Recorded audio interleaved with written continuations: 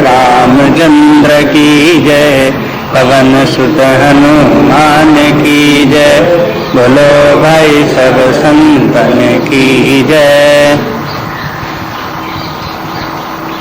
दुआ संख्या 91 के बाद 91 दुआ।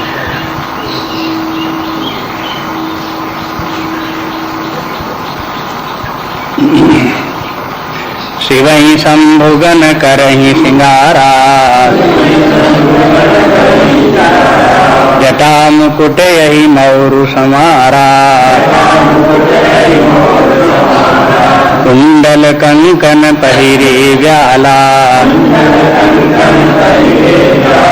तन विभूति पटके हरिछाला, शशिल लाट सुंदर सिर गंगा, नयन तीन उपवीत भुजंगा,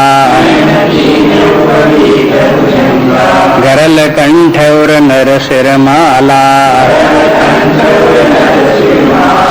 शिव वेश शिव धाम कृपाला, कर त्रिशूल डमरु बिराजा, चले बसहि चढ़ बाजहि बाजा, देख शिवहि सुर त्रिय मुस्काई, बर लायक दुल्हन जग नाही, विष्णु बिरंच आदि सुर भ्राता, चढ़ी चढ़े वाहन चले बराता, सुर समाज सब भांति अनूपा, नहीं बरात दूल्हे अनुरूपा, विष्णु कहा अस बिहस तब, बोली सकल दिशराज,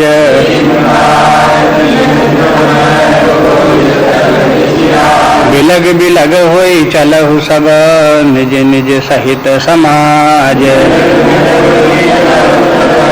निज निज सहित समाज, हरे रामचंद्र की जय, पवन सुत हनुमान की जय, बोलो भाई सब संतन की जय। अब स्मरण करेंगे कैलाश पर्वत, वहाँ भगवान शंकर जी की बारात तैयार हो रही है।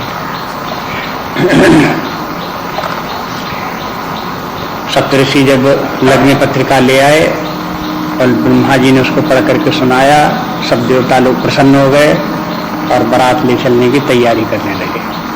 देवता लोग तो अपने अपने वाहन संभालने लगे, अपने अपने बारात जाने की तैयारियां करने लगे और शंकर जी का को सजाया जाने लगा। शंकर जी वर हैं तो उनको वर को सजाया जा रहा है। तो देवता लोग उनको नहीं सजा रहे हैं, शंकर जी के जो अपने गण हैं वही शंकर जी को उनको उनका जो है वो श्रृंगार कर रहे हैं। कहते हैं शिव ही शंभुगन करहि सिंगारा, शंकर जी के गण शंभुगण, शंकर जी के गण शंकर जी का श्रृंगार करने लगे। देवता लोग क्यों नहीं कर रहे हैं? क्योंकि देवता लोगों से शंकर जी का श्रृंगार बन नहीं पड़ेगा। शंकर जी का ऐसा श्रृंगार है कि उनके गण ही कर सकते हैं। दूसरे लोग करेंगे तो वो अपनी दृष्टि से करेंगे, उन्हें जो सुंदर लगे वो सो करेंगे, लेकिन शंकर जी के ऊपर उनके देवताओं के विचार की जो सुंदरता का श्रृंगार होगा वो जमेगा नहीं, फबेगा नहीं। शंकर जी को तो श्रृंगार कैसा चाहिए? वो देखो जटा मुकुट अहि मौर समारा, वो जटाएं धारण किए हो। अब बर हो वो भी जटाएं धारण किए हो, अब जटाएं खूब संभाल करके बांधी हैं और उनमें मौर लगा दिया बना बांध, जैसे बर के मौर सबसे पहले बिना मौर के बर काहे का, इसलिए मौर मौरी बना दी जाती हैं उनके दोनों के लिए, बर के वधू के लिए। तो मौर बांध दिया गया उनके सिर के ऊपर, खजूर इत्यादि का बना करके वो बना। अब उसके कुंडल कंकन पहिरे ब्याला, कानों में कुंडल पहनाए गए, सब आभूषण पहनाना ना, कानों में कुंडल पहनाए गए, हाथों में कंकन पहनाए गए। तो काहे के बने हैं ये? न सोने चांदी के नहीं, सांपों के, सांप के बना करके कान में कुंडल लटकाए गए, सांपों के बना करके हाथ में कंकण जो है वो लपेटे गए। जगह जगह कहने का तात्पर्य कि उनके श्रृंगार में आभूषण जितने हैं वो सर्प हैं। सर्प है, वासुकी सर्प है। और सर्पों के नाम हैं जगह जगह, और पुराणों में जहाँ कहीं या शिव पुराण आदि में है, शंकर जी की बारात की तैयारी है, वहाँ तमाम सर्पों के नाम भी गिनाए गए हैं। वे सर्प जो है सब के सब जो है वो हो उनके लपेटे गए। तन विभूति पट के हरि छाला, तन विभूति शरीर में उनकी विभूति लगाई गई, शमशान की विभूति सारे शरीर में उनके लपेटी गई। पट के हरि छाला, वस्त्र पहनाए गए, तो वस्त्र क्या? केहर छाल, केहर माने सिंह, सिंह के बाघांबर उनको लपेटा गया, सिंह के चमड़े का वही जो है उनको पहनाया गया।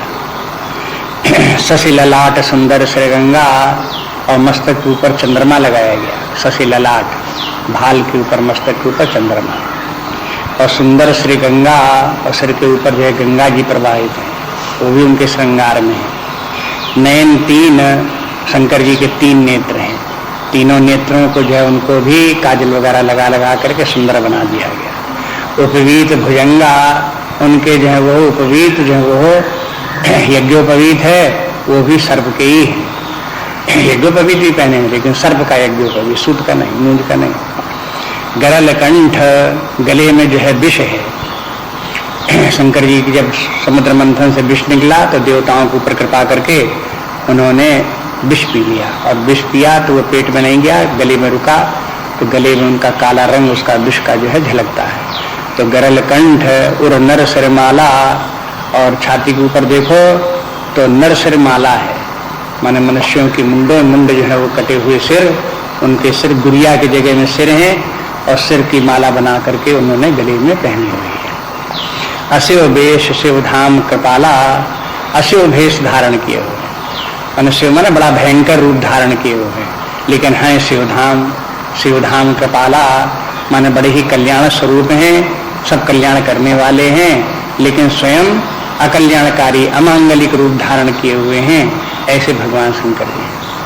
कर त्रिशूल और डमरू विराजा, हाथ में त्रिशूल लिए हुए हैं, और डमरू विराजा, डमरू भी हाथ में एक लिए हुए हैं। एक हाथ में त्रिशूल, एक में बाएं हाथ में त्रिशूल, दाहिने हाथ में डमरू लिए हुए हैं, डमरू बजाते हैं। और चले बसहीं चढ़ बाजहीं बाजा, और बसहीं के माने नंदी के ऊपर, बैल के ऊपर सवारी उनकी है, और उसके ऊपर चढ़ करके चले तो सब बाजे बजने लगे। ऐसा श्रृंगार शंकर जी का हुआ। इसमें मुख्य बात जो तुलसीदास जी ने कह दी कि बस अशिव वेश शिवधाम कृपाला, भगवान शंकर जी शिव स्वरूप हैं, कल्याण स्वरूप हैं, लेकिन वेश सब उनका अशुभ वेश है। तो ये अपनी भारतीय संस्कृति का जो देवताओं का रूप है, ये बड़ा विचित्र रूप यहाँ का है।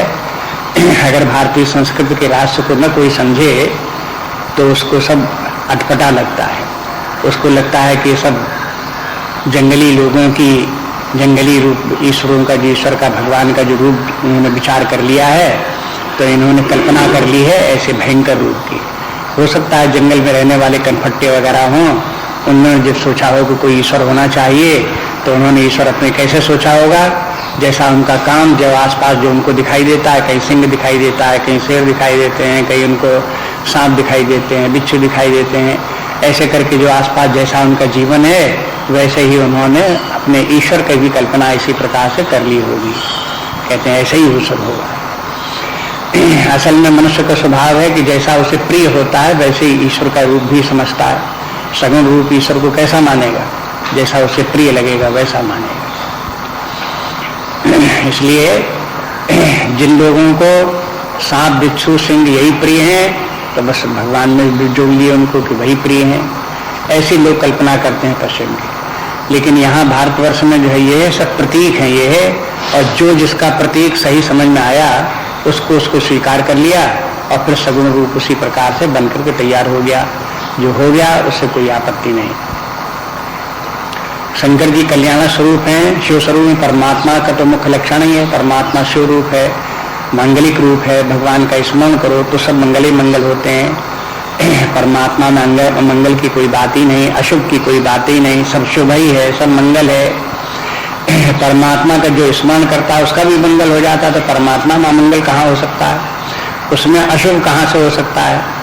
लेकिन फिर भी उनके जो इतने सब ये रूप धारण किए हुए शंकर जी सगुण रूप में, ये सब उनके गुण जो है वो उन्हीं का ये सूचक हैं। ये सब दुर्गुण लगते हैं लेकिन गुण के सूचक हैं। ये कथा जो शंकर जी की है, एक बात ये भी बताने की कोशिश, बार बार ये बात आती है कि शंकर जी जो है वो शिवधाम है, कल्याण स्वरूप हैं, लेकिन सब उनमें सद्गुण ही सद्गुण है। परमात्मा में दुर्गुण काहे को उन्हीं को है, लेकिन उनको देखो तो कभी कभी दुर्गुण करके लगता है हमें। जो दुर्गुण लगते हैं, अशुभ लगते हैं, वो क्यों है ये बताने की कोशिश की गई, यहाँ पे समझाया गया कथा में। जैसे नारद जी जब गए हिमांचल के पास, तब भी उन्होंने बताया कि पार्वती को ऐसा वर मिलेगा जिसमें ये दोष होंगे। तो वो दोष जो है वो बाद में समझा दिया कि ये दोष जो है वो शंकर जी में दोष करके लोगों को लगते हैं, लेकिन ये सब कोई दोष नहीं है, वास्तव में शंकर जी के गुण हैं। उन्हीं गुणों को संसार के रूप में उनको दोष करके देखा जाता है। परमात्मा के जो गुण हैं, ये ज्ञानी पुरुषों के जो गुण हैं या सिद्ध पुरुषों के जो गुण हैं, वो संसारी व्यक्तियों को दुर्गुण समझ में आते हैं। ये बात एक सत्य है संसार की घटना। उस बात को दिखाने के लिए, बताने के लिए ये प्रसंग बहुत उत्तम प्रसंग है। ऐसे ही फिर सप्तऋषि पार्वती जी के पास जाते हैं, वहां पर भी शंकर जी के तमाम दोष बताते हैं कि ऐसे ऐसे दोष शंकर जी में है। उन्हीं में से एक दोष पर बड़ा भयंकर दोष बाद में आ गया कि शंकर जी ने कामनाओं का ही त्याग कर दिया, काम भस्म कर दिया। एक बहुत बड़ा दोष आ गया उनमें। तो ये सब जब सप्तऋषि पार्वती जी से तमाम दोषों का वर्णन करते हैं, तो पार्वती जी कहती हैं कि देखो ये सब शंकर जी में कोई दोष नहीं है, तुम अज्ञान के कारण इस प्रकार की बातें करते हो, ये सब शंकर जी के गुण ही गुण हैं। यहाँ पर भी जो उनका वेश का वर्णन है वो अमंगल सूचक जितने भी हैं वो दिखाए गए, लेकिन ये सब शंकर जी के गुण हैं, इनमें दोष कुछ नहीं है। अगर हमारी बुद्धि इतनी सूक्ष्म न हुई कि इस रहस्य को समझे, तो फिर इसके माने फिर हिंदू धर्म के साहित्य को, सनातन धर्म को समझने के हम अधिकारी ही नहीं हैं। सनातन धर्म, हिंदू दर्शन जो है उसका ये रहस्य कि देवताओं के किस प्रकार के प्रतीक हैं और उनके रूप प्रतीकात्मक हैं, ये बात तो समझना नितांत आवश्यक है। और समाज में बहुत विभ्रम यही छाया हुआ है, लोगों को जब तक बताया नहीं जाएगा तब तक जगह जगह इसी प्रकार से लोग उपहास करते रहते हैं, स्वयं समझते नहीं है और दूसरों के मन में भ्रांति उत्पन्न करते रहते हैं। ऐसे लोगों को ये बताना सबको आवश्यक है कि देखो ये सब प्रतीक क्या हैं, किसके क्या प्रतीक हैं। जैसे शंकर जी हैं, इनके ये सर्प जितने भी हैं ये वासनाओं के प्रतीक हैं। व्यक्तियों में जो वासनाएं होती हैं वो वासनाएं, जीवों को तो वासनाएं जब घेरती हैं तब उनको कलुषित कर देती हैं। जीव वासनाओं के बंधन में पड़ करके जन्म मृत्यु के चक्र में पड़ता है और दुखी होता है।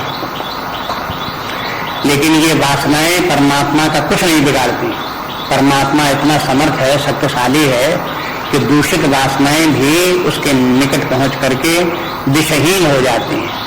वासनाओं में विष है, जैसे सर्प में विष है तैसे वासनाओं में भी विष है, लेकिन शंकर जी उन वासनाओं को धारण किए, वहां पर कोई विष है ही नहीं। निर्विष भो करके सर्प लपटे हुए हैं शंकर जी के।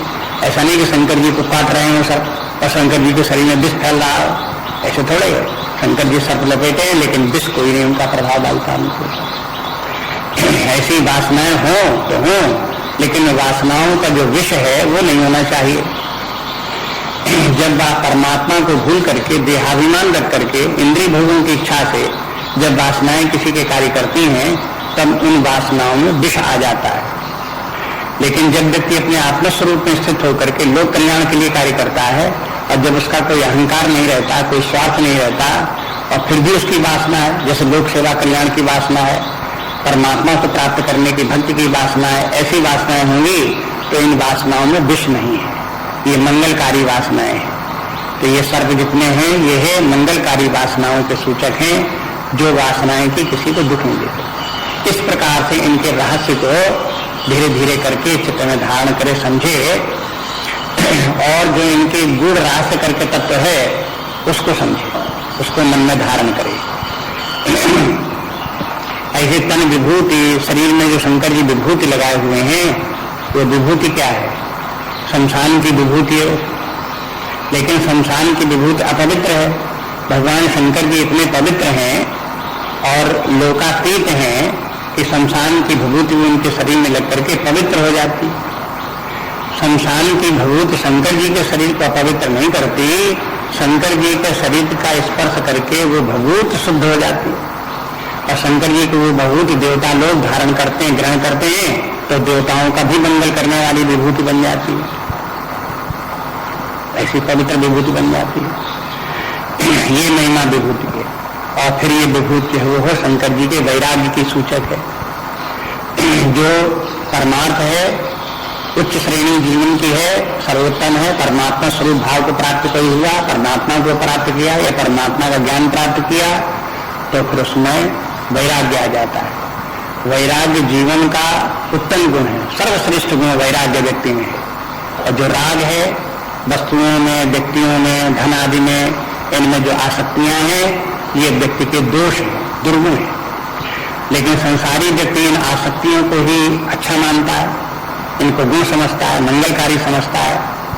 लेकिन परमार्थ की दृष्टि से ये सब के सब दोष हैं, भयंकर दोष हैं ये सब आसक्तियां। ये त्याग जो है, वैराग्य है, यही उत्तम गुण है। जितना जितना व्यक्ति में त्याग वैराग्य आवे, उतना ही अधिक वो व्यक्ति श्रेष्ठ है, उतना ही अधिक महान है, उतना ही अधिक गुणवान है। आसक्तियां व्यक्ति को तुच्छ बना देती हैं, हीन बना देती हैं, अधोगति की ओर ले जाती हैं। ये बात जो है व्यक्ति को अपने अनुभव से धीरे धीरे करके, शास्त्र जो कहते हैं, पहले तो शास्त्र की बात बड़ी विचित्र लगती है, बड़ी कठिन लगती है, लेकिन उसको परीक्षा करके कोई देखे अपने जीवन में, तो उसकी सत्यता फिर व्यक्ति को समझ में आएगी। व्यक्तियों को एक व्यक्ति ने बताया, कहा कि देखो एक छोटी सी बात का मुकदमा चल रहा था कचहरी में, और बहुत साल हो गए, कई साल, 4-5 साल हो गए। हर महीने 2 महीने में तारीख पड़ जाए, हर महीने दिए कागज पत्तर, वकील के पास जाओ, कचहरी में जाओ, फिर उसको जो है वो फिर तारीख बढ़ गई, कहीं ये कागज लगाओ, कहीं वो कागज लगाओ, तमाम इस प्रकार का रोज झंझट उसका लगा रहता था। तो कहा एक दिन हमारी समझ में आया कि जिंदगी क्या रहेगी, बढ़ापा हमारा, और 4-5 साल से छोटी सी बात के ऊपर मुकदमा चल रहा है, इसमें अगर हम मरे गए तो इसके बाद में इसके जितनी चीज, जिस चीज के ऊपर मुकदमा चल रहा है, उसको कौन हमारे सर के ऊपर भरी चली जाएगी, हटा, छोड़ो, खत्म। तो बस जहाँ उसने जो है वो इस प्रकार का विचार उसके मन में वैराग्य आ गया एकदम। अब चाहे सत्संग से आ गया हो, चाहे शास्त्र अध्ययन करके आ गया हो, चाहे परमात्मा की कृपा से आ गया हो, तो जहाँ उसमें वैराग्य आ गया, तहाँ उसने कागज पत्र ले जाकर के वकील क्या भर दिए और कह दिए कि हमारा वहाँ पर एप्लीकेशन लगा देना, क्या देना कि हमने मुकदमा विड्रॉ कर लिया। अरे वकील कहने लगा, इतने दिन मुकदमा लड़ते लड़ते हो, इतना सब करते करते अब तो बिल्कुल पक गया, तो जीते ही जाते, अब तो हो ही जाता, अब तो बिल्कुल किनारे आ गया। तब तुम मुझसे कहते अरे कहा कि चाहे किनारे आ गया हो, चाहे पार चला गया हो, अब हमें उस मुकदमे से कोई मतलब नहीं, चाहे मुकदमा बना रहे, चाहे खत्म हो जाए, कि अब हम अगली तारीख से नहीं आएंगे। बस अज्ञात वसु ने अपने आराम से सोया, आनंद से, और फिर अपने अनुभव किया अपने मन में कि अब कितने रिलैक्स थे, तनाव समाप्त हो गया और बड़ी शांति विश्राम का अनुभव हुआ। तो कोई भी आप इस प्रकार से देखें, जहां भी कहीं वस्तु व्यक्ति इत्यादि की कहीं भी आसक्ति हो, उस आसक्ति की कल्पना ही थोड़ा कर लो कि हमें उससे कोई मतलब नहीं, और फिर देखो कैसा फील होता है, कितना रिलैक्स फील करते हैं अपने आप। तो उसी से मालूम हो जाएगा वैराग्य का सुख क्या है। यही वैराग्य का आनंद, जहाँ आसक्तियां छूटी, वैराग्य में फिर आनंद ही आनंद। वैराग्य नहीं है तो फिर वो आसक्तियां व्यक्ति को झकझोरती रहेंगी, दुख देती रहेंगी, परेशान करती रहेंगी। कहीं किसी जगह एक वस्तु जहाँ देखो, जहाँ जो जिस बात से बहुत चिंता रहती हो, उसको किसी न किसी प्रकार से विचार करके आसक्ति को मिटा दो।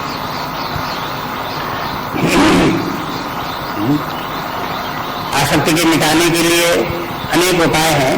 क्या एक यही समझ लो भाई हमारे बस की बात नहीं तो क्यों चिंता, जाने दो जौन हो रहा है खत्म करो, जहां तक हमारा प्रयास था हमने किया, अब नहीं हमारा बस चलता तो हटा हो जाए। एक यही हो गया वैराग्य की बात।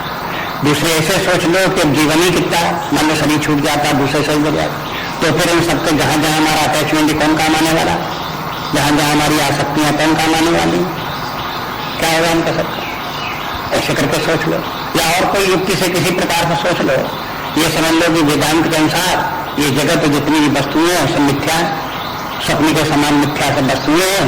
जैसे स्वप्न की वस्तु में जो हमारे आसक्ति होती है झूठे, जागने पर स्वप्न की वस्तुएं कुछ नहीं, जागे लाभ न हान कछ उत्तम प्रपंच दिए जो, जागने पर न कहीं लाभ न कहीं हान। ऐसे करके समझ लो संसार की जितनी आसक्तियां हैं स्वप्न के समान है, ऐसे ही समझ लो। माने किसी प्रकार विचार करने के अनेक तरीके हैं, उनसे जो जिस प्रकार का विचार करके अनासक्त हो जाए, विरक्त हो जाए, और फिर देखे कि उसके मन में कैसी शांति है,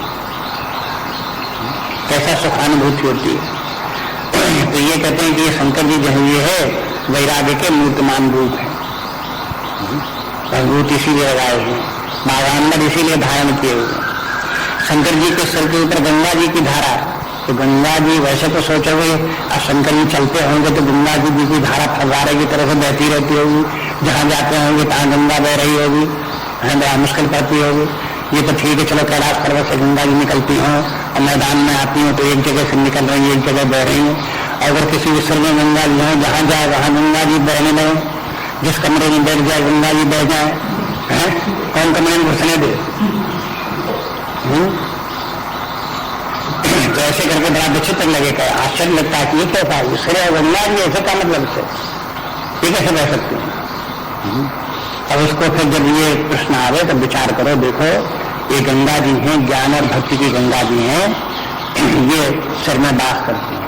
हर किसी का ज्ञान सिर में वास करता है, हर किसी की भक्ति सिर में वास करती है। हृदय में भगवान का ज्ञान भी है, हृदय में भगवान की भक्ति भी है, और फिर वही जो है वो हो निकलती रहती। जो ज्ञानी व्यक्ति हैं उनका स्वभाव होता है कि जहां कहीं भी होते हैं तो आसपास अपना ज्ञान ही बांटते रहते हैं, जहां कहीं होंगी ज्ञान की चर्चा करेंगे, तो उनके मुख से जो ज्ञान निकलता रहता है वो समझो ज्ञान की गंगा है, उस गंगा बहती रहती है सब जगह।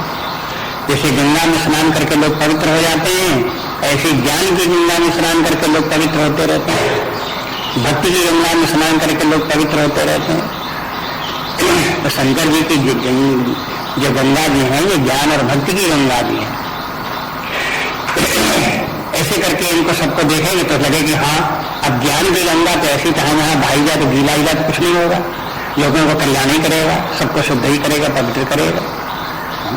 अब ठीक है ज्ञान गंगा, पानी वाली गंगा तो बड़ी कठिन है। तो इस प्रकार से ये जो ये है शंकर जी का ये रूप इस प्रकार से शशि ललाट, इसी प्रकार सभी जो ये है बहुत सी गुण है शंकर जी के सब। शशि ललाट के मैंने सिर के ऊपर शंकर जी की चंद्रमा है। कहते हैं कि एक बार ऐसा हुआ कि राहु ने चंद्रमा को दुश्मना चाहा, राहु की और चंद्रमा की दुश्मनी थी। चंद्रमा भागा वहां से, शंकर जी की शरण में आ गया, तो शंकर जी ने लेकर के उसको अपने मस्तक पर धारण कर लिया। वो बड़ी दीनता से आया था, उन्होंने अपने मस्तक ऊपर लगा लिया। उन्होंने देखा ये तो बड़ी अच्छी चमचमी चीज हमारे पास आ गई, उन्होंने अपने सर के ऊपर लगा दी। राहु आया तो राहु से शंकर जी ने कहा कि तुम क्या आए? कहीं हमारे आपके पास आ गया चंद्रमा, और वो हमारा खाना है, हमारा शत्रु, हम उसे खाएंगे। तो शंकर जी ने कहा कि देखो हमारी शरण में देवता भी आते हैं, हमारी शरण में असुर भी आते हैं, दोनों हमारी शरण में आते हैं, दोनों को हम शरण देते हैं। देखो शंकर जी ऐसे हैं, कहने लगे तुम भी हमारी शरण में आना चाहो तो हम दे सकते हैं तुमको शरण। तो उसमें चंद्रमा से उसी समय जब वो राहु सामने आ गया तो चंद्रमा डर गया कि अब तो हमारे शंकर जी के पास हम आ गए तो भी राहु आ गया। तो चंद्रमा के डर के कारण से चंद्रमा में जो अमृत था वो चू गया, गिर गया अमृत।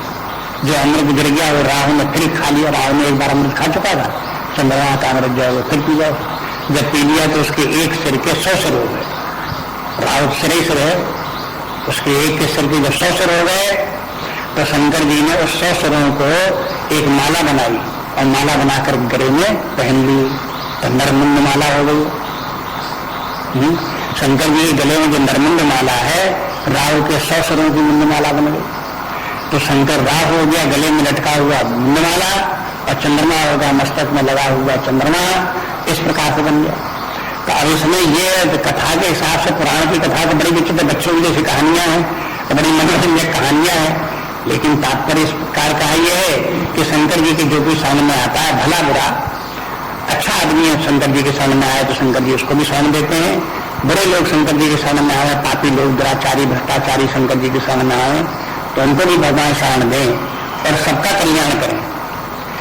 भ्रष्टाचारी का कल्याण के माने नहीं कि उसका भ्रष्टाचार खूब पनपे, ये नहीं, उसका भ्रष्टाचार समाप्त हो जाए। जो देवता लोग आए शंकर जी के शरण में, वो देवता भी शरण में आकर के उनकी भी रक्षा करें। अब जैसे तारकासुर मारा जाना है, तो अब तारकासुर जब मारे जाएगा तो शंकर जी का पुत्र उत्पन्न होगा, फिर उनको मारेगा। ऐसी त्रिपुरासुर वध किया भगवान शंकर जी ने, तो असुर थे वो, उनका शंकर जी ने उनका वध किया, उनको भी मार करके देवताओं को बचाया। तो इस प्रकार से देखते हैं कि ये जो असुर, जैसे ये रावण था, इसने तपस्या की, तो ब्रह्मा जी और शंकर जी इन दोनों ने रावण को वरदान दिए।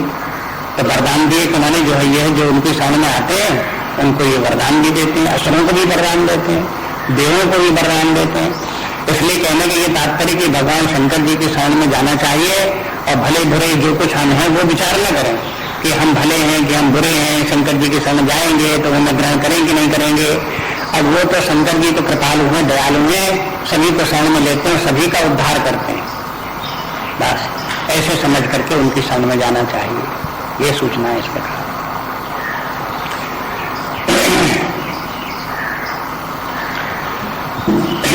त्रिशूल भी अब इसी प्रकार से और जगह बहुत जगह स्थान आते हैं शंकर जी की, जहाँ स्थितियां हैं वहां पर ये सब बातें बार बार बोली गई हैं, तो जगह जगह ये प्रसंग आते रहते हैं। इनको तुलसीदास ने उनके संकेत जगह जगह भी दिए हैं।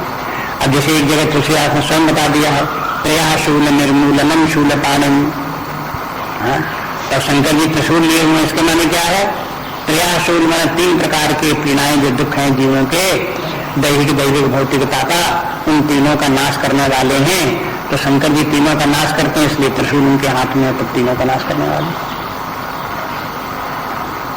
प्रयाशूल निर्मूलनम, तीनों प्रकार के शूलों का निर्मूल करने वाले, शूल पानी, त्रिशूल हाथ में लिए हुए शंकर जी। तब देखो तुलसीदास ने स्वयं बता दिया ना इस स्तुति में कि त्रिशूल क्या है।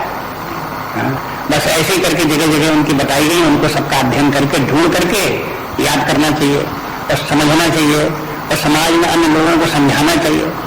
वृद्धावस्था में अवकाश प्राप्त लोगों के लिए एक बड़ा काम यही है कि हम अपने हिंदू धर्म को, सनातन धर्म को ठीक ठीक समझें और समाज में जो भ्रांति फैली हुई है उनको दूर करें, समझाने दूसरे लोगों को, अपने घर में, परिवार में, मोहल्ले में, रिश्तेदारों में, मित्रों में, जहाँ जहाँ कहाँ जो कोई तैयार हो सुनने को उसको समझाने कि देखो सही बात ये है, इसको इस प्रकार से समझो।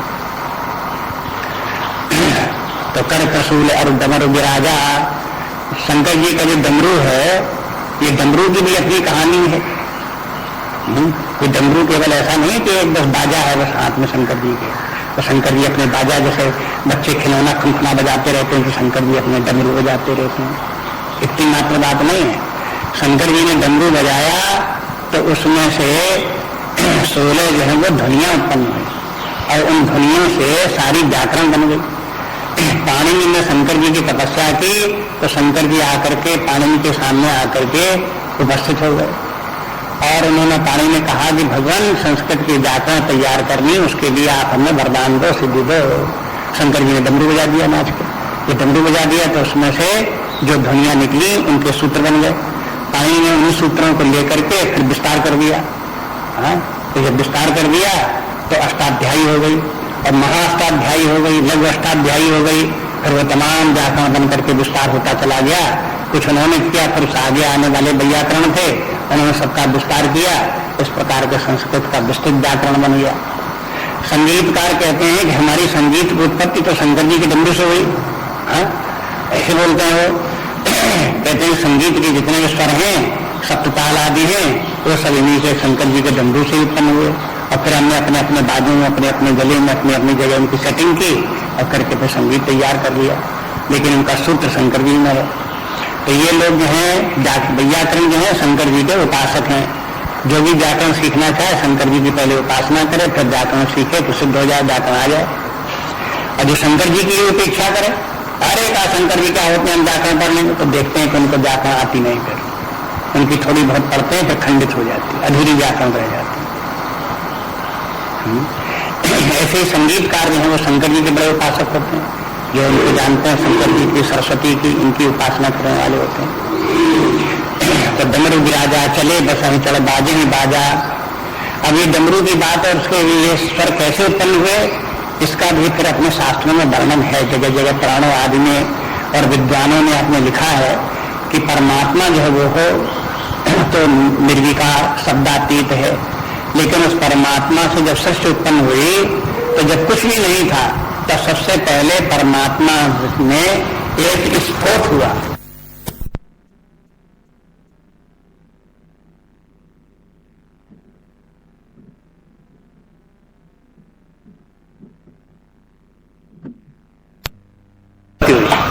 अब देखो, ऐसा कुछ लोगों के विचार है कि नाम रूपों की उत्पत्ति हुई तो जो रूप की उत्पत्ति पहले हुई और फिर उनके नाम रखे गए। एक सिद्धांत ये है कि नाम की उत्पत्ति, ध्वनि की उत्पत्ति पहले हुई और रूपों की उत्पत्ति उसी के अनुसार हुई, और दोनों अपना अपना मत सिद्ध करते हैं। तो देखो, बड़े बड़े विद्वान संसार में हो गए हैं और वो अपनी अपनी बुद्धि उन्होंने लगाई, दूर दूर तक गए हैं। वो सब समझने की बातें, जितना जितना अध्ययन करो उतनी ज्यादा गहनता, गंभीरता शास्त्रों की मिलती है। उतना ही सब थोड़े, जितना हम लोग जानते हैं उतनी मात्र सब कुछ थोड़े नहीं, कितना कितना और भंडार भरा हुआ है, ज्ञान का भंडार, वो सब पता लगता है। फिर इस प्रकार से कैसे कैसे सृष्टि हुई। चले बस ही चढ़ बाज ही बाजा। ये बैल जो है, नंदी जो है, ये धर्म है। शंकर जी धर्म के ऊपर आरूढ़ रहते हैं। इसका जो नंदी जो है उसको धर्म का प्रतीक है। उनका झंडा भी जो है वो हो शंकर जी का है, वो भी वृक्ष केतु, उसमें झंडे में भी वृषभ है, बैल झंडे में भी उनके बना हुआ। तो बैल जो है वो धर्म का प्रतीक है। जब भागवत आप देखते हैं तो भागवत के प्रारंभ में ही राजा परीक्षित की कथा आती है। तो राजा परीक्षित ने एक बार देखा कि एक बड़ा भयंकर काला व्यक्ति एक बैल को मारता चला रहा है उसके पीछे, और बैल लंगड़ा है और भाग रहा है बैल, और भागे नहीं भाग पाता है। उसकी 3 टांगें कमजोर हो गई हैं, टूट गई हैं, एक टांग मजबूत रह गई। अब ये सब वो बैल क्या है, वो फिर वहीं भागवत में बता दिया जाता है, ये बैल धर्म है। कलयुग में आकर के इसकी 3 टांगें टूट गई हैं, एक टांग रह गई है, दान वाली एक टांग रह गई है, और तप आदि की, यज्ञ आदि की 3 टांगें जो है उसकी टूट गई। तो धर्म जो है वो, बैल जो है वो हो धर्म का प्रतीक है। शंकर जी भी बैल के ऊपर आरूढ़ है कि मन धर्मारूढ़ है। अब धर्म के आरूढ़ यही दिखाई देता है जब उत्तरकांड में देखते हैं, काकभूषण अपने पूर्व जीवन की कथा सुनाते हैं कि जब वो एक जीवन में शूद्र थे और शंकर जी की उपासना पूजा कर रहे थे, तो उज्जैन में कालेश्वर, महाकालेश्वर के मंदिर में, तो उनके गुरु आ गए और गुरु की इन्होंने अनादर किया, उपेक्षा की, तो उससे शंकर जी रुष्ट हो गए। क्यों? शंकर जी फिर कहने लगे कि भाई धर्म की रक्षा करना तो हमारा काम है, और यह है तुमने अधर्म कर दिया, इसलिए तुमको दंड के रूप में शाप देना आवश्यक है। बने रहो तुम चाहे जितने उपासक। अब देखो, यहाँ ये पता लगता है कि उपासना करने वाला व्यक्ति भी धर्मपरायण पहले हो। अध्यात्म के क्षेत्र में धर्म की आवश्यकता पहले है, उपासना की बाद में है। उपासना करने वाला धर्म को छोड़ करके उपासना करेगा तो उपासना उसकी रक्षा नहीं कर सकती।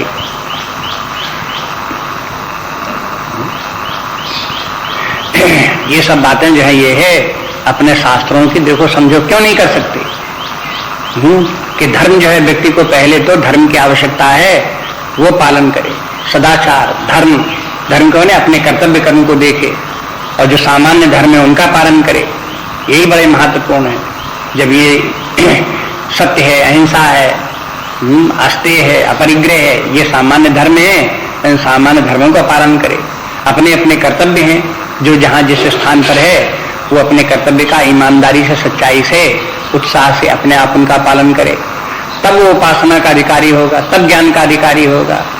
ये सब इसलिए जो है शंकर जी जो है वो ये धर्म रूपी बैल के ऊपर, नंदी के ऊपर सवारी करने वाले हैं। तो इस प्रकार से शंकर जी सज गए। तो लेकिन सजावट जो हुई तो ऊपर से तो जो साधारण बुद्धि के व्यक्ति हैं उनके लिए तो एक मनोरंजन की बात है कि शंकर जी अजीब रूप धारण कर लिए, लेकिन ज्ञानियों के लिए उसके पीछे बहुत महत्वपूर्ण मर्म की बातें हैं, बड़ी महत्वपूर्ण बातें उसमें छिपी हुई हैं, वो सब काम की बातें हैं। तो ज्ञानी लोगों की, बुद्धिमान लोगों की तो बुद्धि होती है, तो वो तो उसमें इन प्रतीकों के मूल में विद्यमान जो सत्य है उसको भी जान जाएंगे और उस रहस्य को भी समझ लेंगे। लेकिन जिनकी इतनी बुद्धि विकसित नहीं है वो बस इसी बात का मजा ले लें कि देखो तरह तरह के बर होते हैं, शंकर जी एक ऐसा बर बना जिसके सांप लपटे हुए हैं, जिसके जटा बंधी हुई है, जिसके भभूत लगी हुई है, जो बाघांबर पहने हुए है, ऐसा विचित्र बर। अरे जो ऐसा रूप है वो बर काहे का, हाँ वो तो ऐसा भयंकर भूत पिशाच ऐसा है, वो ऐसा का विवाह हो तो ये बड़ी विचित्र बात है। ऐसे करके अपने मनोरंजन कर ले। तो अब स्त्रियां जो है उस समय मनोरंजन करने लगी। उस समय जो वहां पर देवताओं की स्त्रियां थी तो कहते हैं कि सुरत्रीय मुस्काही देख शिवही, शंकर जी को जब देखा तो वो सुरत्रियां कि मैंने अप्सराएं जो आई हुई थी स्वर्ग की देवताओं के साथ में, उनको शंकर जी को देख करके मुस्कुराने लगी। क्या मुस्कुराने लगी? कहने लगी कि बर लायक दुल्हन जग नाही, कि जैसा बर तो बड़ा सुंदर है, इतना सुंदर भाया दुनिया में कहीं दुल्हन इसके लिए दुनिया में कहाँ मिलेगी। माने अब ये उपहास है, व्यंग है, ये उल्टी बात है। माने शंकर जी ऐसे कुरूप हैं, ऐसे भयंकर रूप है कि इतनी भयंकर कोई स्त्री हो ही नहीं सकती, कहाँ मिलेगी ऐसी भयंकर स्त्री। ये कह करके वो जो है उनको शंभु उनका उपहास कर रही, वहां हंस रही हैं। अच्छा अब आगे बारात चलती है, कहते हैं विष्णु बिरंचे आदि सुर बराता, चढ़ चढ़ वाहन चले बराता। ब्रह्मा जी और विष्णु भगवान माँ थे ही, वो भी और उनके साथ में जितने देवता थे सब अपने अपने सवारियों चले। जब शंकर जी अपने बैल पर बैठ करके वो आगे आगे चले तो सब देवता लोग भी सवारियां सज चुकी थी, वो भी सब अपनी अपनी सवारियों बैठ बैठ करके उन्हीं के साथ शंकर जी के साथ हो लिए चल दिए। सुर समाज सब भांति अनूपा। अब देवताओं का समाज तो बड़ा सुंदर था, ये लोग तो सब बहुत रेशमी वस्त्र पहने हुए, बढ़िया बढ़िया सुंदर स्वरूप धारण किए हुए, खूब चंदन वगैरह लगाए हुए, ऐसे बढ़िया स्वरूप थे। लेकिन शंकर जी जो है भयंकर रूप में थे। तो कहते हैं कि सुर समाज सब भांति अनूपा, तो नई बरात दूल्हे अनुरूपा। तो दूल्हे का रूप एक अति दूसरे प्रकार की अति, और देवताओं में जो सुंदरता वो दूसरे प्रकार की अति, दोनों एक दूसरे के विपरीत अति वाले थे। भयंकर रूप धारण करने वालों में से शंकर जी बड़े भयंकर रूप धारण किए और देवता लोग बड़े सौम्य सुंदर मधुर रूप धारण किए हुए, एक दूसरे के बिल्कुल प्रतिकूल उनके सबके स्वरूप थे। तो कहते हैं अब जैसी बारात, जैसा दूल्हा हो वैसी बारात होनी चाहिए, लेकिन बारात जो है उनके साथ थब नहीं रही थी। तो कहते विष्णु कहा असभ्य से तब बोली सम सकल दिशराज। तो विष्णु भगवान ने अन्य सब देवताओं को 10 दिशाएं हैं, 10 दिशाओं के 10 दिक्पालों को विष्णु भगवान ने बुलाया और उनसे कहा कि तुम अपने अपने समाज के जितने भी देवता हैं उन सबको लेकर के शंकर जी से अलग अलग चलो। बिलग बिलग हुई चलो सब निज निज सहित समाज, अपने अपना समाज बना करके एक अलग अलग चलो। माने एक एक ग्रुप बनाओ, एक देवताओं का, एक जैसे दक्षिण के दिक्पाल हैं तो अपना समाज लेकर के अलग चलें, उत्तर के दिक्पाल हैं तो अपने देवताओं का समाज लेकर के अलग चलें, पूरब के हैं तो अपना समाज लेकर के अलग चलें। तो कहीं के देवता जो है इंद्र हैं किसी दिक्पाल, अग्नि है, वरुण है, ये सब दिक्पाल हैं, यमराज दक्षिण के दिक्पाल हैं। इस प्रकार से विभिन्न दिशाओं के अनेक दिक्पाल हैं और फिर उनके अधीनस्थ बहुत से देवता हैं, वो सब के सब उस परात में थे, वे सब उनके साथ में इस प्रकार चलने लगे। विष्णु भगवान ने कहा कि तो सब लोग अलग अलग होकर के चलो। अलग सब विष्णु भगवान का ये कहना था कि तुम शंकर जी से अलग होकर के अपना समाज बना करके चलो, शंकर जी को चारों तरफ से घेरो नहीं तो शंकर जी का जो रूप जो है वो तुम्हारे बीच में जचेगा नहीं। तात्पर्य शंकर विष्णु भगवान ये कहना चाहते थे कि शंकर जी के जिन गणों ने शंकर जी का श्रृंगार किया है तो उनके गणों को शंकर जी का ये रूप बड़ा अच्छा लग रहा होगा, तो उन्हीं गणों को शंकर जी के साथ चलने दो और हम लोग थोड़ा बारात से अलग होकर के चलें। ये व्यवस्था विष्णु भगवान ने रखी लोगों के साथ। आगे देखिए, बड़े अनुहार बरात न भाई, हंसी करई हो परपुर जाई, विष्णु बचन सुन सुर मुस्काने, निज निज सेन सहित बिलगाने, मन ही मन महेश मुस्काही, हरि के व्यंग वचन नहीं जाई, अत प्रिय वचन सुनत प्रिय केरे, रंगी प्रेरी सकल गण टेरे, शिव अनुशासन सुन सब आए, प्रभु पद जलज शीस तिन नाये, नाना बान नाना वेशा, बिहसे शिव समाज निज देखा, को मुखहीन विपुल मुख काहू, बिन पद कर को बहुपद बाहू,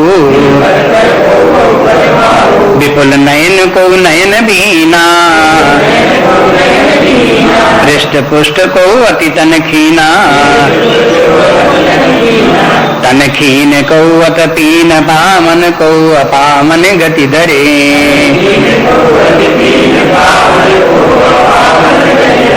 भूषण कराल कपाल कर सब सद्य सोनित तन भरे,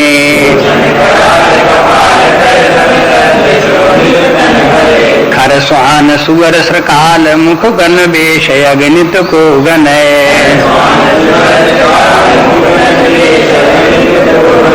बहुजन सप्रेत पिशाच जोगी जमात वर्णत नहीं बने,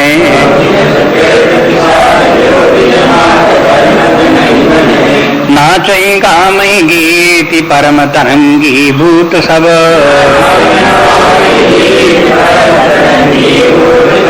देखत यत विपरीत बोलई बचन विचित्र विधि, सियावर रामचंद्र की जय, पवन सुत हनुमान की जय, बोलो भाई सब संतन की जय। तो विष्णु भगवान कहने लगे सब देवताओं से कि बड़े अनवार बारात न भाई, कि बर के अनुसार हमारी बारात नहीं है। मैंने विष्णु भगवान ने ऐसे बोला, ऐसा लगा कि शंकर जी तो बहुत सुंदर हैं, उनके सामने हमारी सुंदरता की कोई गिनती नहीं है, इसलिए थोड़ा हमको दूर रहना चाहिए, बदनामी होगी वहां जाकर के बड़ी। कहते निज निज, कहते हंसी करई हो परपुर जाई, दूसरे के नगर में जाकर के वहां पर हंसी कराओगे तुम, हंसी कराओगे कि देखो बर तो कितना सुंदर आ रहा है, और ये सब बराती देखो ऐसे पुरुष बराती सब आ रहे हैं, फटीचर बराती सब चले आ रहे हैं उसके साथ में, ऐसे करके लोग कहेंगे समझेंगे। तो विष्णु भगवान उल्टी बात करें, मैंने हंस रहे हैं, शंकर जी तो कुरूप वेश धारण किए और देवता लोग सब सुंदर रूप धारण किए, लेकिन वो कह रहे हैं उल्टी बात, मैंने व्यंग्य की बात। इसलिए विष्णु वचन सुन सुर मुस्काने, भगवान विष्णु भगवान की ये बात सुन करके देवता लोग मुस्काने, मन वो व्यंग्य समझ गए कि ये व्यंग्य कर रहे हैं, इसलिए ये बात है। तो निज निज सेना सहित बिलगाने, वो सब देवता लोग अलग अलग होने लगे, अपनी अपनी सेना शंकर जी से अलग करने लगे, शंकर जी के किनारे छोड़ दिया, सब दूर हो गए, पीछे हट गए। तो मन ही मन महेश मुस्काई, अब शंकर जी ने सुना ये सब बात और देखा कि सब देवता लोग हमसे अलग भाग रहे हैं, शंकर जी को अलग छोड़ दिया गया है, तो शंकर जी मन में मुस्कुराने लगे। क्या देखो विष्णु भगवान इस समय भी, अब बारात का अवसर है तो यहाँ हंसी मजाक होती है, तो ऐसे इन्होंने भी हमारे साथ में हंसी मजाक कर रहे हैं, देखो ऐसे विष्णु भगवान। तो विष्णु भगवान तो भगवान शंकर जी के बड़े प्रिय हैं, इसलिए उनकी मजाक को शंकर जी बुरा नहीं मानते। मन ही मन महेश मुस्काही, और कहते हैं हरि के व्यंग वचन नहीं जाही। शंकर जी कहते हैं भगवान विष्णु भगवान की तो आदत है कि ये व्यंग वचन ही बोलते हैं, तो किसी किसी को व्यंग वचन बोलने की आदत होती है। तो भगवानों ने भी ब्रह्मा विष्णु महेश में से तीन में से जो विष्णु भगवान है वो व्यंग वचन ज्यादा बोलते हैं। तो ये शंकर जी कहने देखो अब यहाँ पर भी व्यंग बोल रहे हैं, व्यंग बोल रहे हैं ना, उल्टी बात बोल रहे हैं। हम कुरूप वेश धारण किए सब सुंदर है, लेकिन हम ही को सुंदर बता रहे हैं, अपने आप को कुरूप कह करके देवताओं को अलग कर रहे हैं। अत प्रिय बचन सुनत प्रिय केरे, लेकिन भगवान शंकर जी को विष्णु भगवान की बात व्यंग वचन प्रिय लगे, उनको खराब नहीं लगे, तो कहते प्रिय लगे उनको। और उन्होंने फिर क्या किया, भृंगी प्रेरित सकल गए तेरे, उनका भृंगी उनका सेवक है, उसको बुलाया और कहा कि जितने हमारे गण लोग हैं उन सबको बुलाओ। तो ये जब बारात चलना शुरू हुई तो शंकर जी चले और देवता लोग उनके पीछे वो लिए थे, और जितने शंकर जी के गण थे वो एक किनारे पीछे रह गए थे। वो अब क्या हुआ, जब सब देवता अलग हो गए, शंकर जी अकेले रह गए, तब भृंगी से उन सबको जितने भी गण शंकर जी के थे उनको सबको बुलवाया गया, तो वो शंकर जी के पास आ गए।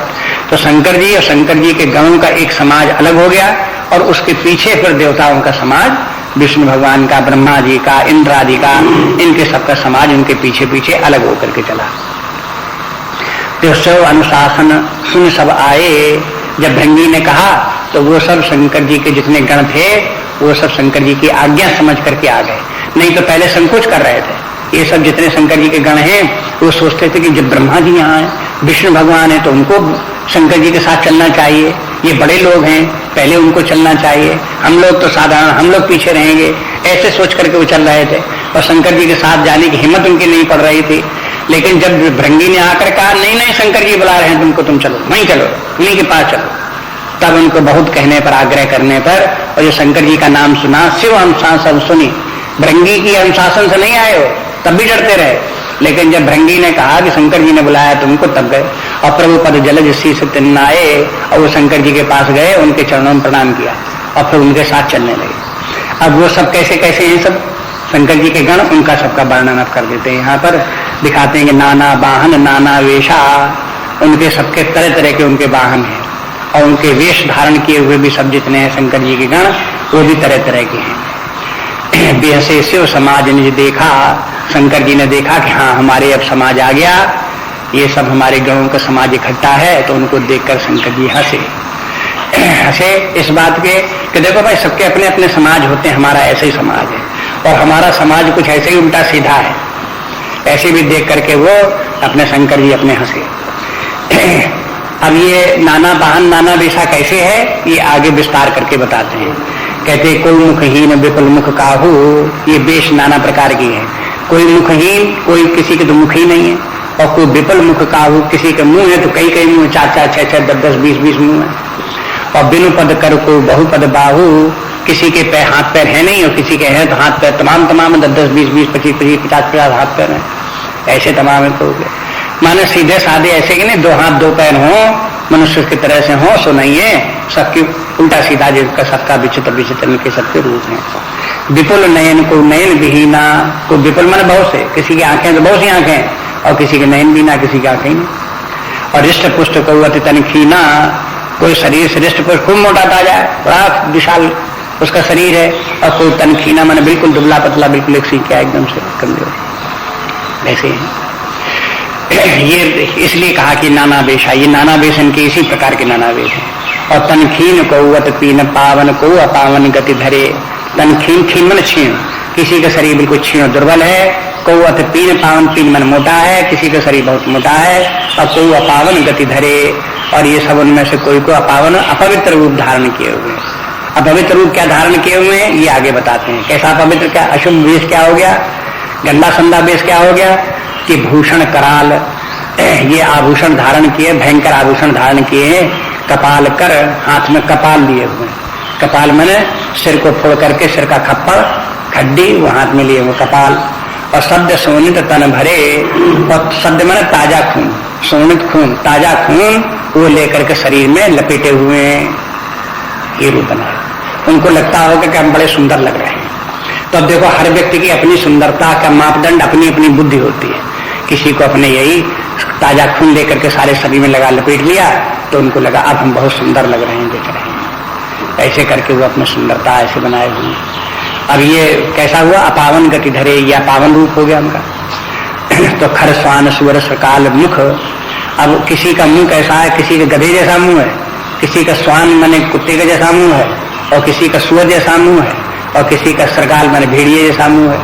इस तरह के जो है ये किसी किसी को मुख गण और वेश अगणित को गणे, और फिर तरह तरह के वेश बनाए हुए हैं, उनके तरह तरह के बहुत सब विचित्र विचित्र प्रकार के हैं, उनकी गिनती कहाँ की जा सकती, कौन बतावे कितने प्रकार के हैं वो। बहुत जिनस, जिनस माने प्रकार, बहुत जिनस प्रेत पिशाच जोगी जमात, प्रेत पिशाच जोगियों की जमात बहुत तरह तरह की है, वर्णत नहीं बने, उसका वर्णन नहीं करते बनता। अब ये प्रेत और पिशाच जितने भी सब जो है ये प्राणी हैं ऐसे, जो कि शरीर जिनको कि मनुष्य शरीर या लौकिक शरीर इनके नहीं रह गए, जीव मात्र हैं, जिनके सूक्ष्म शरीर मात्र हैं, ये सब जितने प्राणी हैं ये सब के सब प्रेत कहलाते हैं। प्रेत वो प्राणी कहलाता है जब एक शरीर छोड़ करके दूसरे शरीर में जाता है, तो जब तक दूसरा शरीर प्राप्त नहीं होता तब तक उसको प्रेत बोलते हैं अपने साहित्य में। प्रेत शब्द प्रयाण से बना है। जब जीव प्रयाण करता है, यात्रा करता है एक शरीर से दूसरे शरीर में, जैसे कोई व्यक्ति अपने घर से निकले और जहां जाना है वहां पहुंचे नहीं, जब मार्ग में होगा तब क्या कहलाएगा? यात्री। यात्री कहलाएगा। घर में हो तो गृहस्थ, घर है अपना, जहां पहुंच गया तो वहां मेहमान हो गया, नाम बदल गए। लेकिन जब तक मेहमान नहीं बना दूसरे के यहाँ जाकर के, जब तक रास्ते में है तब तक यात्री। ऐसे जीव जो है जब तक कि यात्रा में है, एक शरीर से दूसरे शरीर में जा रहा है, तब तक वो प्रेत कहलाता है। अब उसे चाहे डरो चाहे न डरो, चाहे भला समझो चाहे बुरा समझो, कुछ भी समझो, लेकिन उसका नाम प्रेत है। उसके साथ में भला बुरा कुछ नहीं, केवल जैसे यात्री है। अब किसी को यात्री बोल दिया तो यात्री तो बड़ी अच्छी बात होती है, तो कोई बड़ी अच्छी बात का, उसमें चोर चमार भी हो सकते हैं यात्री, भले भी हो सकते हैं, बुरे भी हो सकते हैं, सब तरह यात्री हो सकते हैं। ऐसे जीव जो एक शरीर छोड़कर दूसरे शरीर में जा रहा है, पापी हो सकता है, पुण्यात्मा भी हो सकता है, क्रूर भी हो सकता है, साधु स्वभाव का भी हो सकता है, तरह तरह के सब हो सकते हैं। इसी प्रकार से ये प्रेत जो है नाना प्रकार के होते हैं। तो वो प्रेत भी शंकर जी के गण हैं, उनके शंकर जी के साथ में है। और पिशाच, अब पिशाचों में से, प्रेतों में से वो प्रेत जो कि भयंकर रूप धारण होते हैं, जो पापी होते हैं, वो तो पिशाच होते हैं। और उन्हीं प्रेतों में जो शुभ होते हैं, कल्याणकारी होते हैं, मंगलकारी होते हैं, धर्मात्मा होते हैं, उनका नाम योगी है। अब देखो, प्रेत और पिशाच और योगी, ये तीन नाम दे दिए। तो प्रेत जो है तो सामान्य नाम सबके लिए लागू होगा। जितने भी जीव है, प्राणी है, शरीर छोड़ करके जा रहे हैं, सब प्रेत हैं। और जितने प्रेत बिगड़े हुए हैं, पापी हैं, भयंकर हैं, क्रूर स्वभाव के हैं, ऐसे व्यक्ति जितने हैं वो पिशाच के हो गए। और जो लोग, जो प्राणी भगवान के भक्त रहे, ज्ञानी रहे, उदार रहे, लोगों का हितकारी करते रहे, वो शरीर छोड़ करके जा रहे हैं तो वो योगी कहलाएंगे। योगी भी उन्हीं प्रेतों में से एक है। योगी, योगिनियां इस प्रकार से कहलाते हैं। तो कुछ कुछ तो पिशाच इस प्रकार के भूत पिशाच होते हैं, ये जीव जो दूसरे लोगों का कल्याण हित करने वाले होते हैं, क्षमा कर देने वाले होते हैं। कोई ऐसे होते हैं जो क्षमा नहीं करते, क्रूर स्वभाव के होते हैं, दूसरे लोगों को मार भी देते हैं, हानि भी पहुंचा देते हैं। इस प्रकार के सुनते हैं, समाज में ऐसे सुनते हैं, शास्त्रों में भी इस प्रकार की बात आती है। तो कहते हैं इस प्रकार के तमाम सभी जितने भी प्रेत इत्यादि हैं, ये सब नाना रूप धारण किए जा रहे हैं। अब ये प्रेत जो है, कोई किसी का कुत्ते जैसा मुंह क्यों है, किसी का जो है ये गधे जैसा मुंह क्यों है? बात यह है कि इन लोगों ने जिस प्रकार के कर्म किए हैं वैसा ही इनको रूप प्राप्त हो गया है। जैसी इनकी वासनाएं रही हैं, उन वासनाओं के अनुसार ही इनकी उस समय की दशा विशेष है, इसलिए वो रूप ये धारण किए हुए हैं सबके सब। जीव भी जो है वो हो, जीव भी वासना के अधीन होता है। और जो पुरुष शरीर में रह करके उसने जैसी वासनाएं अर्जित करनी, कारण शनि की जो वासनाएं यहाँ लिखी हुई हैं, जैसा व्यक्ति का स्वभाव टेंडेंसी जैसी बन गई, तो वो टेंडेंसी जीव के साथ जाती है। और जीव वही रूप धारण किए हुए, उन्हीं वासनाओं का रूप के अनुसार रूप धारण किए हुए दूसरे शरीर में जाता है। लेकिन वो रूप उसका सूक्ष्म रूप होता है, शरीर नहीं है उसके साथ में, अशरीर ही है। लेकिन उसका जो है उसके साथ में इस प्रकार के जैसे मांस भक्षी इत्यादि हैं, तो श्रृगाल रूप धारण किए हुए जा रहे हैं, मान लो। अशुद्ध भोजन करने वाले हैं तो सूकर रूप धारण किए हुए जा रहे हैं। जो दूसरे लोगों को काटने वाले हैं, हानि पहुंचाने वाले हैं, झगड़ा करने वाले हैं, वो कुत्ते की वासना धारण किए हुए जा रहे हैं। ऐसे करके उनकी जैसे जिस प्रकार के व्यक्तियों ने जीवन जिया, वैसे इस जीव का रूप हो गया और वैसे ही रूप हुए जीव चला जा रहा है। ये सब दिखाते हैं, ये सब के सब इस हैं। कोई कोई ऐसे हैं जो मनुष्य शरीर रहते हुए तमाम पशुओं का, मनुष्यों का वध करने वाले थे, मारते रहते थे उनको, हत्यारे थे ये।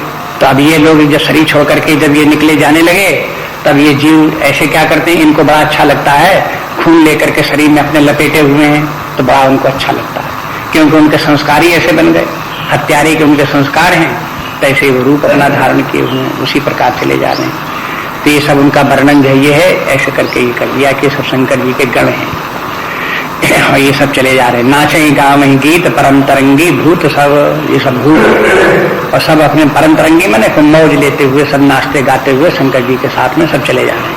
और देखत अति विपरीत, देखने में तो बड़े ही विचित्र लगते हैं, विपरीत, लेकिन सब शंकर जी के गण हैं, उनके सेवक हैं, चले जा रहे हैं। बोले ही वचन विचित्र विधि, ये सब तरह तरह की आवाजें भी तरह तरह के बोलते हैं। इनके सबकी आवाज एक जैसी, मनुष्यों जैसी आवाज नहीं है, कहीं हु कहाँ कुकू, कहीं किस प्रकार का, कहीं किसी प्रकार का हल्ला गुल्ला मचाते हुए चले जा रहे हैं।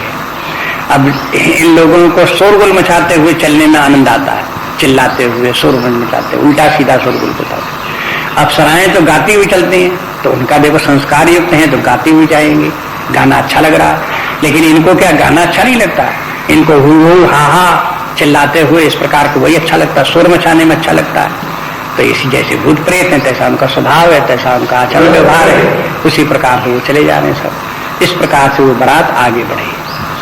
अब देखेंगे ये बारात चलते चलते फिर पहुंच गई मांचल के दरवाजे पर। जब वहां पहुंची तो फिर बारात को क्या हुआ, कैसे अगवानी उसकी हुई, कैसा स्वागत हुआ, बाद में देखते। नान्या स्पृहा रघुपते हृदय सुमदीये, सत्यं वदामि च भवान् अखिलान्तरात्मा, भक्तिं प्रयच्छ रघुपुंगव निर्भरां मे, कामादिदोषरहितं कुरु।